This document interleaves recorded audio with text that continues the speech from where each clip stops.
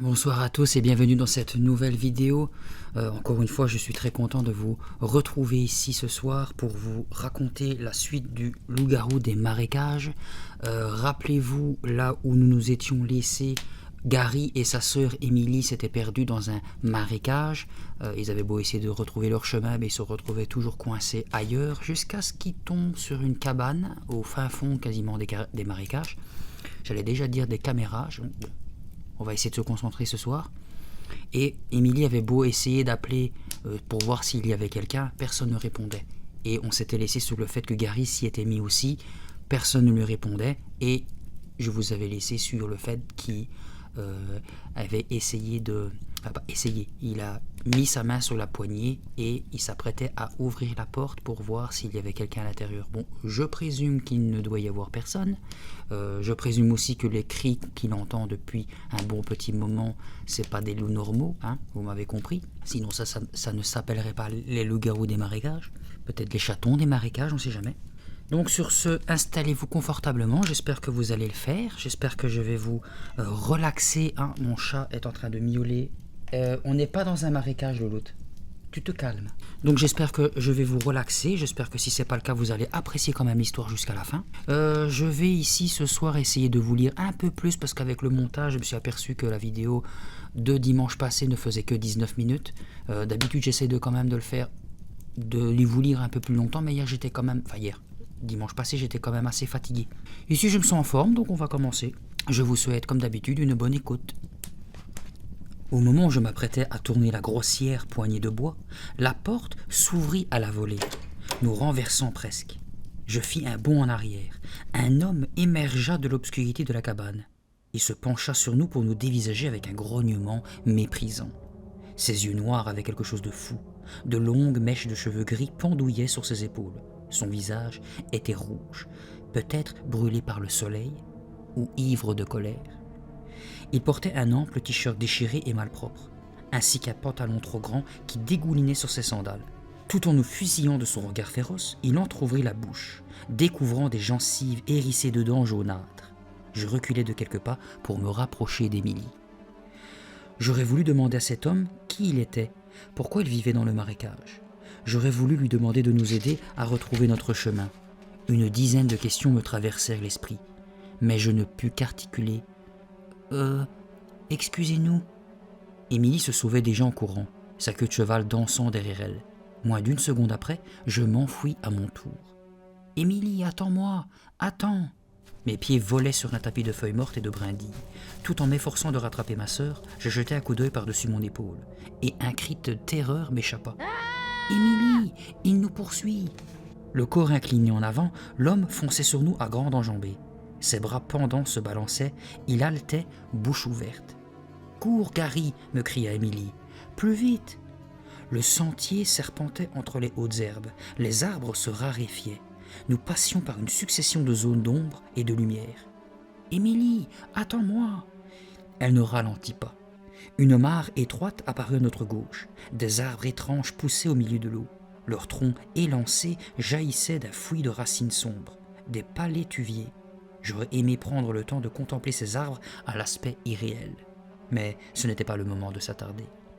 Soudain, je ressentis une vive douleur dans le côté. Je cessai de courir. J'avais besoin de reprendre mon souffle. « Il n'est plus là !» dit Émilie, pantelante. « On l'a semé. » Elle alla s'appuyer contre un tronc d'arbre. J'étais courbé en deux, la gorge sèche, essayant de chasser la douleur. Au bout d'un moment, ma respiration redevint normale. « Drôle de type !» murmurai-je. « Ouais, bizarre !» opina Émilie. Elle s'approcha de moi et m'obligea à me redresser. « Ça va ?» ?»« Je crois. » Du moins, la douleur s'effaçait. J'ai toujours un point de côté quand je cours longtemps. « Allez, on repart !» dit Émilie. Elle s'éloigna vivement le long du sentier. « Et attends, cet endroit me dit quelque chose !» m'exclamai-je. Je commençai à me sentir un peu mieux. Je la rejoignis à petite foulée, repérant au passage les empreintes de nos pas en sens inverse. Un peu plus tard, j'aperçus l'étendue d'herbe plate derrière notre maison. « Émilie, on y est !» Papa et maman étaient en train d'installer du mobilier de jardin. Papa essayait de fixer un parasol sur une table blanche. Maman aspergeait une chaise longue à l'aide d'un tuyau d'arrosage. « Salut !» dit papa en souriant. « Déjà de retour ?» On vous croyait perdu, ajouta maman. C'était bien le cas, criai-je, hors d'haleine. Maman alla fermer le robinet. C'est vrai? Un homme nous a pourchassés, dit Émilie. Un drôle de type aux longs cheveux gris. Il vit dans une cabane, précisai-je, au milieu du marécage. Je me laissai tomber sous la chaise longue. Elle était toute mouillée, mais je m'en moquais. Papa fronça les sourcils. Hein? Il vous a pourchassé? J'ai entendu dire en ville qu'il y avait un ermite dans les parages. Un type m'en a parlé à la quincaillerie. Il paraît qu'il est étrange, mais parfaitement inoffensif. Personne ne connaît son nom. Parfaitement inoffensif? S'exclama Émilie. Alors, pourquoi nous a-t-il couru après? J'ai eu très peur. Son visage d'ordinaire assez pâle était rouge vif. Ses cheveux dénoués retombaient en mèches désordonnées. Papa haussa les épaules. Je ne fais que répéter ce qu'on m'a raconté. Cet homme a passé pratiquement toute sa vie dans les marais. Seul. Il ne va jamais en ville. Maman laissa tomber son tuyau et se dirigea vers Émilie. Elle lui souleva le menton pour mieux l'examiner. Dans la lumière du soleil, on aurait cru deux sœurs. Toutes deux sont grandes et minces, avec de longs cheveux blonds. Je ressemble davantage à mon père. Cheveux bruns ondulés, yeux noirs, un peu trapus. On ne devrait peut-être pas les laisser retourner dans le marécage tout seul, murmura maman, l'air inquiet. Soyez sans crainte, déclara Émilie. Seule ou accompagnée, je n'y retournerai pas. Elle se gratta le cou et gémit. Ça va me démanger pendant le restant de ma vie. On a quand même vu des choses chouettes, protestai-je. Une tourbière, des palétuviers. Je vous avais prévenu que ce serait une bonne expérience, approuva papa tout en disposant des chaises de jardin blanches autour de la table. Il s'essuya les mains sur son jean et se tourna vers moi. Viens, Gary, me dit-il en me faisant signe de le suivre. Il est temps de nourrir les cerfs. Après le dîner, je me rendis compte que j'avais un peu le mal du pays. Je pris une balle de tennis et sortis dans le jardin derrière la maison. J'avais l'intention de la lancer contre le mur et de la rattraper au vol, comme je faisais à Burlington. Mais l'enclos des cerfs me gênait. Je pensais à mes deux meilleurs amis, Ben et Matt. Nous habitions dans le même pâté de maison et nous avions l'habitude de traîner un peu dehors après le dîner, à bavarder ou à jouer au ballon. Tout en regardant les cerfs tourner silencieusement en rond, je songeais que mes amis me manquaient vraiment. Que pouvaient-ils faire en ce moment? Ils étaient probablement en train de s'amuser dans le jardin de Ben. Me sentant un peu triste, je m'apprêtai à rentrer voir ce qu'il y avait à la télé, quand une main m'agrippa l'épaule. L'homme du marécage. Il m'a rattrapé, l'ermite du marécage m'a rattrapé. C'est du moins la pensée qui me traversa l'esprit, me faisant sursauter. Je me retournai et poussai un soupir de soulagement voyant devant moi un garçon de mon âge. « Salut » me dit ce dernier. « Désolé, je ne voulais pas te faire peur. » Il avait une drôle de voix, basse et rauque. « Ce n'est rien, bégayai-je. »« J'habite là-bas, » reprit-il en me montrant du doigt une maison assez éloignée de la nôtre. « Et je t'ai aperçu dans ton jardin. Vous venez de vous installer ici ?» Je hochai la tête. « Oui, je m'appelle Gary Tucker. Et toi ?»« Bill. Bill Stark, » me répondit-il de sa voix râpeuse. Il avait à peu près ma taille, mais il était plus lourd, plus costaud, avec des épaules larges et un cou épais. Il me faisait penser à un joueur de rugby. Une tignasse drue de cheveux châtains coupés, très courts, lui hérissait le crâne. Il portait un t-shirt rayé bleu et blanc et un short en jean effrangé aux cuisses. « Quel âge as-tu » demanda-t-il. « 12 ans. »« Moi aussi, » dit-il en regardant les cerfs par-dessus mon épaule. « Mais tu ne les parais pas. Je te croyais plus jeune. 10 ans peut-être. » Je décidai d'ignorer cette remarque insultante. « Et toi, tu habites ici depuis combien de temps » demandai-je à mon tour. « Quelques mois. » J'observai un instant les petites maisons blanches alentour et repris. « Il y a d'autres garçons de notre âge ?»« Non, il y a seulement une fille, et elle est un peu timbrée. »« Timbrée ? Pourquoi ?» Bill haussa les épaules. « Elle est obsédée par les loups-garous. Elle prétend qu'il y en a dans les parages. »« Des loups-garous ? » ?»« Oui, tu sais, les types qui se transforment en bêtes sauvages les nuits de pleine lune. Bref, elle est folle, conclut-il, mettant fin à la discussion. Au loin, le soleil descendait derrière les arbres des marais. Le ciel devenait rouge sombre, l'air soudain plus frais. La lune était déjà visible, presque ronde. Bill se dirigea vers l'enclos des cerfs et je le suivis. Il avait une démarche pesante, ses larges épaules se balançant chaque pas. Il glissa sa main à travers le grillage et laissa un cerf lui lécher la paume. « Ton père travaille pour les eaux et forêts, lui aussi ?» interrogea-t-il en examinant les cerfs. « Non, ma mère et mon père sont des scientifiques. Ils font des études sur ces cerfs. » Ils ont une drôle de touche, tes serres, observa-t-il. Il retira sa main du grillage et me la montra. Burk, il m'a bavé dessus. Je me mis à rire. On les appelle des blastocères, dis-je. Ils viennent d'Amérique du Sud. Je lui lançai la balle de tennis. Nous nous éloignâmes de l'enclos en nous la renvoyant l'un l'autre. Tu t'es déjà baladé dans le marécage ? Me demanda Bill. Je ratai la balle et dus courir la ramasser dans l'herbe. Ouais, répondis-je, cet après-midi avec ma sœur, et nous nous sommes perdus. Il ricana. Je fis décrire à la balle une ample trajectoire tout en demandant à mon tour. Il paraît qu'on appelle cet endroit le marécage de la Fièvre. Tu sais pourquoi ? On y voyait de moins en moins. Pourtant, il rattrapa la balle d'une seule main. Ouais, mon père m'a raconté cette histoire, dit-il. Je crois que ça s'est passé il y a 100 ans, peut-être plus. Tout le monde en ville a été victime d'une fièvre étrange. Tout le monde, m'étonnai-je. Il hocha la tête. Oui, tous ceux qui s'étaient aventurés dans le marécage. Il conserva la balle et se rapprocha. La fièvre a duré des semaines, des mois dans certains cas, et des tas de gens sont morts. Effrayant, murmurai-je en regardant les arbres sombres à la lisière des marais. Et ceux qui ne sont pas morts ont commencé à se comporter de façon très étrange, poursuivit Bill. Ses petits yeux ronds luisaient de plus en plus au fur et à mesure qu'il parlait. Il s'exprimait dans un charabia insensé que personne ne comprenait, et il ne savait plus marcher. Il tombait tout le temps. Terrible, dis-je, les yeux toujours fixés sur le marécage. Le ciel virait du rouge au violet. La lune, presque pleine, brillait avec éclat. Et c'est depuis ce temps qu'on l'appelle le marécage de la Fièvre, conclut Bill.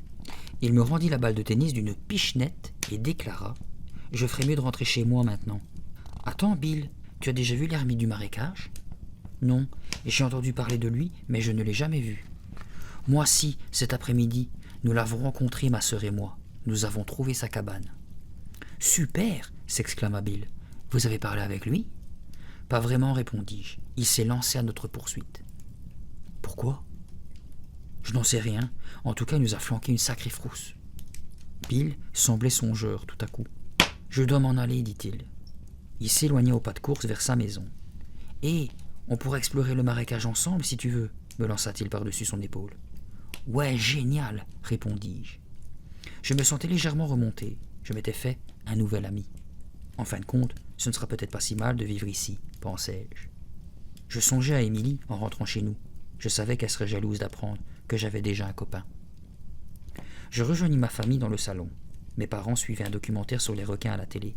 Mes parents adorent tout ce qui est documentaire animalier. Ça vous étonne ? Je leur tins compagnie un moment. Puis, je ne me sentis pas très bien. J'avais mal à la tête. Mes tempes battaient et je frissonnais. Je le dis à maman. Elle se leva et s'approcha de mon fauteuil, l'air inquiet. « C'est vrai que tu as l'air tout congestionné, dit-elle. » Elle posa sa main fraîche sur mon front et la laissa là, quelques secondes.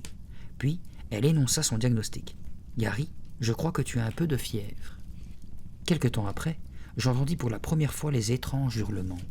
J'avais eu 39 durant toute une journée. Puis, la fièvre avait disparu. Puis, elle était revenue. « C'est la fièvre des marais, » annonçai-je à mes parents ce soir-là. « Bientôt, je vais devenir fou. »« Tu l'es déjà, » me taquina maman. Elle me tendit un jus d'orange. « Bois ça, il faut boire beaucoup. »« Boire ne peut rien contre la fièvre des marais, » dis-je d'un ton lugubre. « On n'en guérit jamais. » Maman me fit les gros yeux et j'avalai mon jus d'orange. Papa continuait de lire son magazine scientifique. Pendant la nuit, je fus hanté par un drôle de cauchemar. J'étais de retour dans le Vermont et je courais dans la neige. Quelqu'un me poursuivait. Je pensais que c'était peut-être l'ermite du marécage et je courais. Il faisait un froid de canard. Je me retournai pour voir mon poursuivant. Il n'y avait personne. Et soudain, je me retrouvais en plein marécage. Je m'enfonçais dans une tourbière. Elle gargouillait autour de moi, verte et épaisse, avec d'horribles bruits de succion. Elle m'engloutissait peu à peu. Un hurlement me réveilla. Je me dressai d'un coup et regardai la lune argentée par la fenêtre. Elle semblait suspendue dans un ciel bleu-noir. Un autre hurlement déchira la nuit. Je tremblais de la tête aux pieds. J'étais en sueur. Mon pyjama me collait à la peau. Agrippant ma couverture des deux mains, je la rejetai et je tendis l'oreille. Encore un hurlement. Le cri d'un animal. Dans le marécage, ou tout près de la maison. Je posai le pied par terre, ce qui me fit frissonner de plus belle et claquer des dents. Toujours cette maudite fièvre. Je me dirigeais vers le salon, vacillant sur mes jambes. Je voulais savoir si mes parents avaient entendu les hurlements, eux aussi. En me déplaçant dans l'obscurité, je me heurtais le genou à une table basse. Je n'étais pas encore habitué à cette nouvelle maison. J'avais les pieds froids comme de la glace et la tête en feu. Frottant mon genou endolori, j'attendis que mes yeux s'accoutument à l'obscurité. Puis, je poursuivis mon chemin. La chambre de mes parents se trouvait de l'autre côté de la cuisine, à l'arrière de la maison. J'avais déjà traversé la moitié de la cuisine quand je m'arrêtais net. Je venais d'entendre une espèce de grattement. Je cessais de respirer, figé. Cela recommençait. Quelqu'un ou quelque chose grattait à la porte qui donne sur le jardin.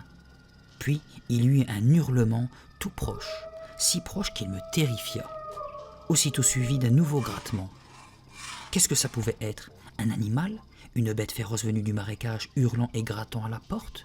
Le souffle que je n'avais plus la force de retenir s'exhala de ma poitrine en chointant. J'avalai une grande bouffée d'air, le moteur du réfrigérateur cliqueta, me faisant sursauter. J'amorçai un pas en direction de la porte de la cuisine. Un seul pas, et je m'arrêtai de nouveau. Mon sang se glaça dans mes veines. Je n'étais pas seul. Il y avait quelqu'un près de moi, quelqu'un qui respirait bruyamment à mes côtés, dans l'obscurité. « Qui est là ?» bégayai-je. La lumière jaillit. « Émilie !» J'étais à la fois surpris et soulagé. « Tu as entendu ces hurlements ?» chuchota-t-elle. Ses yeux bleus plongeaient dans les miens. « Oui, ils m'ont réveillé. Ils sont si menaçants. »« C'est comme un cri d'attaque, poursuivit-elle sur le même ton confidentiel. « Pourquoi as-tu l'air si bizarre, Gary ?»« Hein ?» Sa question me déconcerta. « Tu as le visage tout rouge, dit-elle, et regarde-toi, tu trembles comme une feuille. »« Je crois que ma fièvre est de retour, dis-je. »« La fièvre des marais ?» murmura-t-elle, sans me quitter des yeux. « Tu l'as peut-être attrapée, Gary ?» Je m'approchai de la porte de la cuisine. « Et ces grattements, tu les as entendus ?» Quelque chose grattait contre la porte. « Oui. » Elle s'approcha à son tour. Nous écoutions tous les deux. Silence. « Tu crois qu'un dessert s'est échappé ?» me demanda-t-elle, les bras croisés sur sa robe de chambre rose. « Est-ce qu'un cerf gratterait à la porte ?» C'était une idée si saugrenue qu'elle nous fit éclater de rire. « Il voulait peut-être un verre d'eau ?» continua Émilie. Notre rire redoubla. Un rire un peu nerveux. Un hurlement atroce mit brusquement un terme à notre hilarité. Je vis la frayeur traverser les yeux d'Émilie. « C'est un loup !» s'écria-t-elle d'une voix assourdie en portant la main à sa bouche. « Seul un loup peut pousser un cri pareil, Gary. »« Émilie, voyons, protestai-je. »« Non, j'en suis sûr, c'est un hurlement de loup. »« Arrête, dis-je en me laissant tomber sur un tabouret. Il n'y a pas de loup dans les marais de Floride. Tu peux regarder dans n'importe quel guide. Ou mieux, demande à papa et maman. Les loups ne vivent pas dans les marécages. » Elle commença à objecter quelque chose, mais un grattement à la porte l'interrompit, nous arrachant à tous deux le même cri. « Qu'est-ce que ça peut bien être ?» demandai-je. Puis, je me hâtai d'ajouter. « Surtout, ne me redis pas que c'est un loup, Émilie. »« Je ne sais pas. Allons chercher les parents. » Elle commençait visiblement à s'affoler. « Jetons d'abord un coup d'œil, suggérai-je en saisissant la poignée de la porte. J'ignore d'où me venait ce courage soudain. Peut-être était-ce la fièvre ? Mais j'en avais assez de ce mystère et je voulais le résoudre. Il suffisait pour cela d'ouvrir et de jeter un coup d'œil au dehors. « Non, Gary, attends !» supplia Émilie. Balayant ses protestations d'un geste, je tournai la poignée de la porte et ouvris. Un souffle de vent chaud et humide s'engouffra par la porte ouverte. Le chant des cigales assaillit mes oreilles. Je scrutai l'obscurité. Rien. La pleine lune flottait haut dans le ciel. De fins lambeaux de nuages glissaient sur sa masse arrondie. Les cigales cessèrent brusquement de chanter et tout devint tranquille. Trop tranquille. J'essayai de percer les ténèbres au loin, vers les marais. Rien ne bougeait. Où donc se cachait la créature qui avait gratté à la porte? Était-elle tapie dans le noir, en train de m'observer? Attendait-elle que je m'en aille pour recommencer à pousser ses hurlements effrayants? « Gary, ferme cette porte !» implora Émilie derrière moi. Comme je n'en faisais rien, elle hasarda d'une voix tremblante. « Tu vois quelque chose ?» « Non, répondis-je. Je m'aventurai sous le porche. « Gary, reviens, ferme cette porte !» Je regardai vers l'enclos des cerfs. Je distinguais leur forme assoupie sous les pâles rayons de la lune. Le vent agitait l'herbe du jardin. Les cigales se remirent à chanter. « Il y a quelqu'un ?» criai-je. Je me sentis aussitôt stupide. Il n'y avait personne. « Gary, ferme cette porte !» Tout de suite, la main d'Émilie m'agrippa par la manche de mon pyjama. Ma sœur m'entraîna dans la cuisine. Je fermai la porte et poussai le verrou. J'avais le visage moite de sueur et les genoux tremblants. « Tu as l'air vraiment mal en point, » observa Émilie. « Qu'est-ce qui se passe là-dedans » intervint une voix sévère. « Il est plus de minuit. » Papa venait de faire irruption dans la cuisine en pyjama. Il fronçait les sourcils. « On a entendu du bruit, » expliqua Émilie. « Des hurlements, là dehors. » Je renchéris, et quelque chose s'est mis à gratter à la porte. « La fièvre te fait délirer, » me dit papa. « Regarde-toi, tu es rouge comme une tomate. Retourne dans ta chambre, nous allons prendre ta température. » Il alla chercher un thermomètre dans la salle de bain. « Ce n'était pas du délire, » lui lança Émilie. « J'ai entendu, moi aussi. » Papa s'arrêta et se retourna. « Vous avez jeté un coup d'œil sur les cerfs ?»« Ouais, » répondis-je. « Ils n'ont rien. Alors c'était peut-être seulement le vent, ou quelques bêtes dans les marais. On a du mal à dormir dans une nouvelle maison. Les bruits ne sont pas familiers. Il vous faudra un certain temps pour vous y habituer. » Je ne m'habituerai jamais à ces affreux hurlements, pensai-je. Mais je me retournai dans ma chambre. Papa prit ma température. Elle était juste un peu au-dessus de la normale. « Tu seras en forme demain, » me dit-il en me ramenant la couverture sous le menton. « Plus de balade cette nuit, d'accord ?» Je marmonnai une réponse et sombrai presque immédiatement dans un sommeil agité. Je fis un second cauchemar. Je marchais dans le marécage lorsque soudain des hurlements m'entourèrent. Je me mis à courir et brusquement je me retrouvai de nouveau englué dans une tourbière épaisse. Et les hurlements montaient, l'un après l'autre, se répercutant tout autour de moi tandis que je m'enfonçais dans la boue. Lorsque je m'éveillai le lendemain matin, ce maudit rêve hantait encore mon esprit. Toutefois, quand je sortis de mon lit, je m'aperçus que la fièvre était tombée. La lumière du soleil illuminait ma chambre. Par la fenêtre, je voyais un ciel bleu parfaitement clair. Ce beau temps me fit oublier mes cauchemars.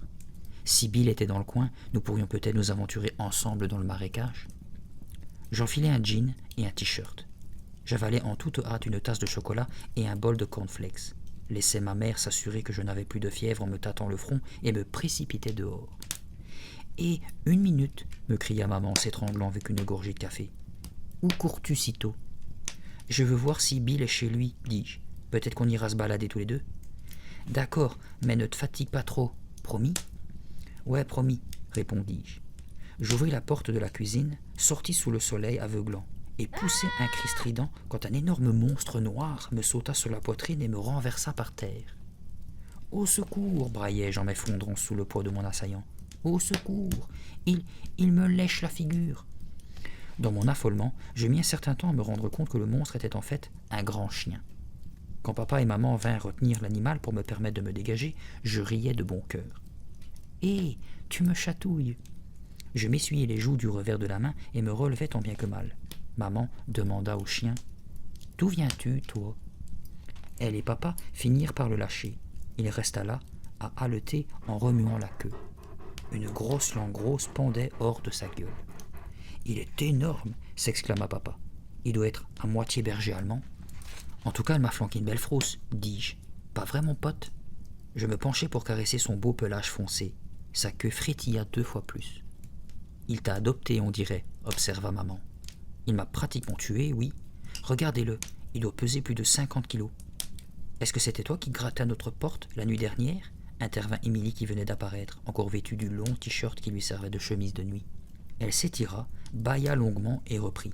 « Je crois que ça résout notre mystère, Gary. »« Peut-être. » Je m'agenouillai près du grand chien et lui flattai l'échine. Il me donna un grand coup de langue sur le visage. Je l'esquivai en riant. « Stop, ne fais pas ça. »« Je me demande à qui il appartient, » murmura maman qui regardait l'animal d'un air pensif. « Gary, vérifie son collier. Il y a probablement son adresse dessus. » Je tâtonnai dans la fourrure soyeuse. « Il n'a pas de collier. »« C'est peut-être un chien errant, » lança Émilie de l'intérieur de la cuisine. « Voilà pourquoi elle grattait à la porte la nuit dernière. »« Ouais, dis-je, il se cherche un foyer. Est-ce qu'on ne pourrait pas... » Je m'y attendais, coupa maman en secouant la tête. « Je ne pense pas que nous ayons besoin d'un chien en ce moment, Gary. On vient en peine d'emménager, et... »« Mais il me faut une compagnie, protestai-je. Je me sens un peu seul ici. Un chien, ce serait génial, maman. »« Tu as déjà la compagnie des cerfs, » déclara papa d'un ton moqueur. Il se tourna vers le renclos. Les cerfs dressaient la tête, épiant les mouvements du chien avec attention. On ne peut pas emmener un cerf faire un tour, marmonnai-je. D'ailleurs, tu vas les lâcher dans la nature, non ? Ce chien a sans doute un maître, dit maman. On n'a pas le droit de s'approprier n'importe quel animal en vadrouille. Et puis il est tellement grand, Gary. Trop grand pour... Oh, laissez-le garder son chien, s'exclama Émilie depuis la maison. Je faillis en tomber à la renverse.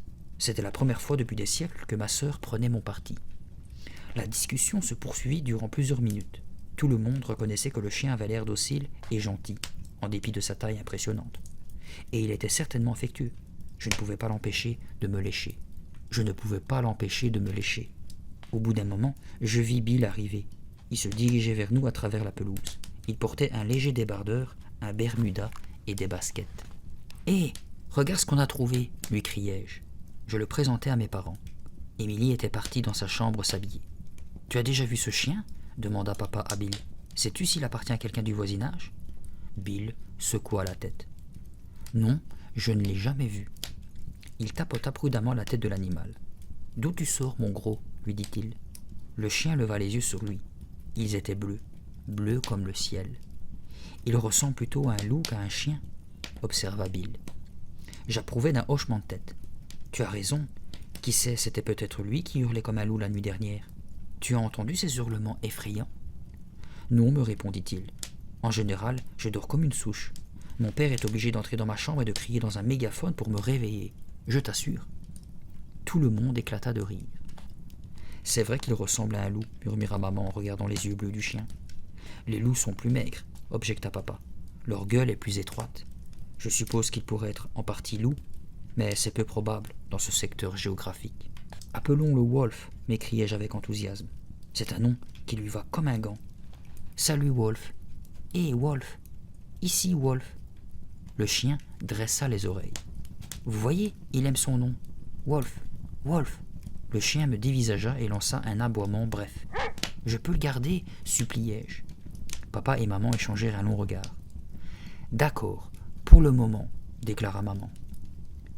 Cet après-midi-là, Bill m'entraîna dans le marécage. J'avais encore mes cauchemars à l'esprit, mais je faisais de mon mieux pour les chasser. Je jetai un coup d'œil vers Wolf. Il somnolait au soleil, couché sur le flanc, ses pattes étendues droit devant lui. Je suivis Bill le long du sentier poussiéreux. De grands papillons noirs et oranges voletaient sur un massif de fleurs sauvages. Mon pied s'enfonça dans une ornière. « Aïe, zut !» Quand je le retirai, ma chaussure était couverte de sable mouillé. « Tu connais la tourbière ?» me demanda Bill. « Elle est chouette. »« Ouais, allons-y, on pourra jeter des bâtons et des machins dedans et les regarder s'enfoncer. Tu crois que des gens s'y sont déjà embourbés ?» Bill chassa un moustique qui tournait autour de son large front, puis gratta sa tignasse hirsute. « Peut-être, » répondis-je en pénétrant derrière lui dans un bosquet de roseaux. « Peut-être que la tourbière les a avalés tout crus. Mon père affirme que c'est impossible. »« Tu parles, » rétorquai-je. « Je te parie que des gens sont déjà tombés par accident dedans et que la boue les a engloutis peu à peu. Si on avait emporté une canne à pêche, on aurait même pu repêcher leur squelette. »« Brrr » fit-il. « Affreux. » Nous marchions sur un tapis moelleux de feuilles mortes.